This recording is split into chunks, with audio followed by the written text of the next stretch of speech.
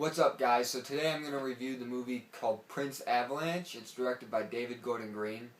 You may have not heard about this movie. It's a pretty small movie, but I've been following it since it premiered, and it seemed like it was right up my alley. It's a weird movie to describe and talk about because it really only has two characters throughout the whole movie.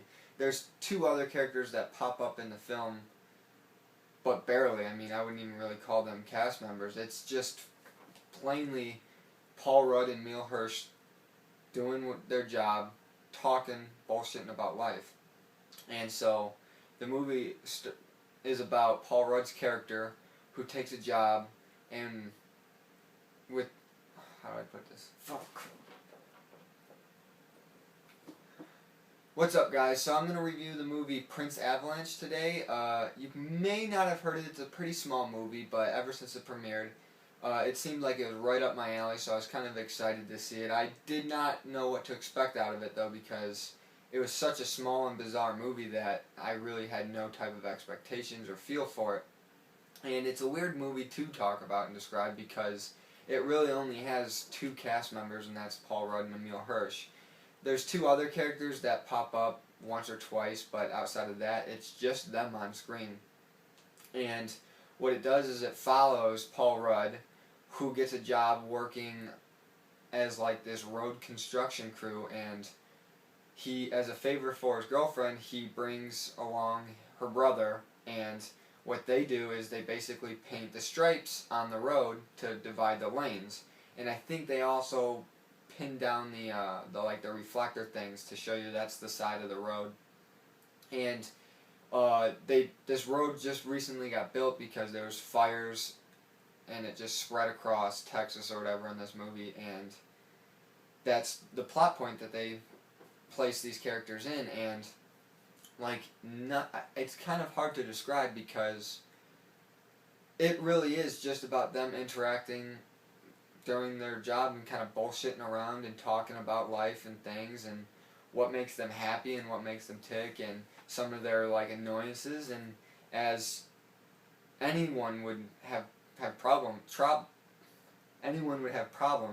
the two kind of get on each other's nerves because, I mean, they're with each other.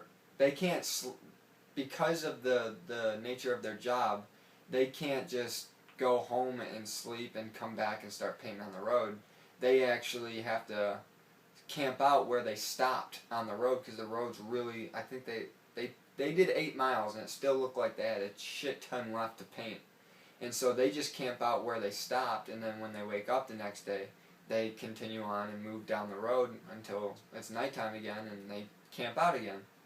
And it's weird because, I mean, these guys kind of suck at their job because there's just a whole slew of times where they're messing around and not actually painting or putting those reflectors in the ground. And it's really interesting stuff. I mean, they kind of talk about things that help them define them as characters, and you get to know a lot about them through their dialogue, and the characters are really funny. At the beginning of the movie, Paul Rudd was doing this little narration where he's writing a letter to his girlfriend, and he's telling her about his life there and how he thinks that this is going to help them, and they're going to end up benefiting from this type of relationship, time apart, where he can get some money and figure out where his place in life is.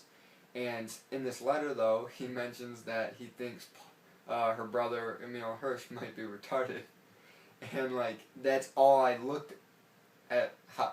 Every time I looked at Emile Hirsch in this movie, that just thought popped in my head, and I'm like, you know what? Paul Rudd might be right. I think he is retarded because Emile Hirsch is this immature college kid who doesn't look like he has any ambition in life. He just likes to try to hook up with chicks and use this job as a thing for money. And what's cool about it, though, is through Paul Rudd, he kind of not necessarily grows up, but he puts his foot in front of the other and kind of steers him in that direction, which is a nice little plot device that I actually enjoyed, and their bonding throughout this movie flip-flops because they're stuck together, and sometimes they hate each other and sometimes they like each other.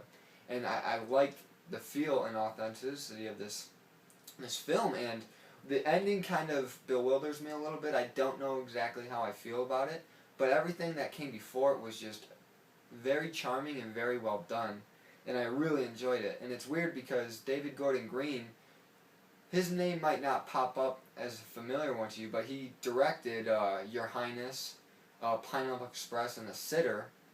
And before that, though, he was this up-and-coming director who directed these like small independent dramas, and everyone was saying that he was going to be the next Terrence Malick, and then all of a sudden he started making these comedies. And this movie blends both of those together and actually makes this well-made movie because it is funny, but at the same time, for this type of film, it's surprisingly just visually great to look at. I mean, there's certain scenes that kind of feel unattached to the rest of the movie, but they're set up and are such eye pleasers.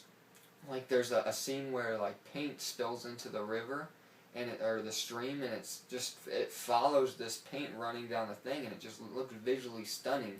And like I looked up the cinematographer for this movie, and I think his name was Tim Orn.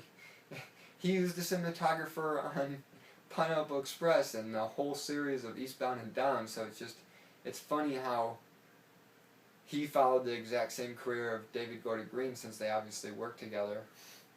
But yeah, great performances all around by Emile Hirsch and Paul Rudd, and this is a rejuvenation for David Gordon Green, because I thought The Sitter and Your Highness were just not very good movies, and hopefully this is the type of stuff he starts and continues to make. And for that, I'm going to give Prince of Avalanche an 8.5 out of 10. If you haven't seen the movie, I highly suggest you look it up and look into it. And if you have seen the movie, comment down below and tell me your thoughts on it, because I really don't know. I haven't had a conversation with anyone about this movie, really, because I've only known one other person to see it. So I wouldn't mind getting a conversation in about it. If you like my review, give me a thumbs up and subscribe to my channel. And until next time, guys, have a good one.